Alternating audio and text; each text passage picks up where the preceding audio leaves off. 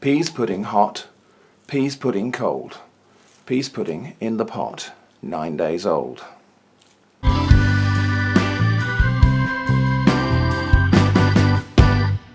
Yep, no word of a lie, folks, this is pease pudding that I made 9 days ago.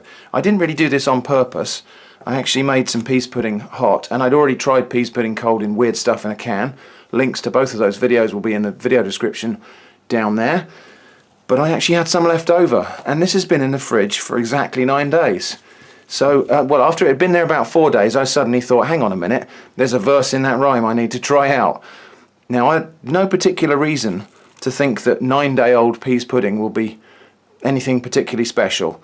I don't know what the origin of that rhyme is. I don't think it has any factual basis to it or anything like that. I think it's just a piece of popular rhyme that means nothing at all. It's a really ancient rhyme, pease pudding hot. But anyway, I thought it would be interesting to try it. So this is pease pudding that I made from yellow split peas 9 days ago when I was cooking a gammon joint. And it seems perfectly sound. It's been sitting there under a layer of brine that is on top there, so that does look maybe a little bit unappealing, but that has been there all along. So that's the salt water from the gammon that was on top of there from the start. So let's have a look at it then. Let's actually just dig in. Now it's a little bit more runny. I would expect that normally to have set. Let's have a smell. Well, it smells perfectly edible. Let's try a bit on some nice fluffy white bread.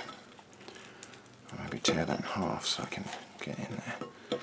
So, let's try a bit of this 9-day-old pease pudding spread on my nice white bread there. Let's give that a try.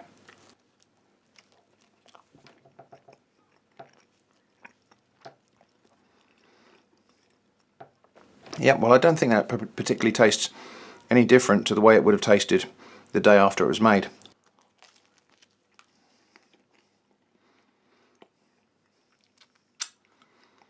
Because it's quite salty.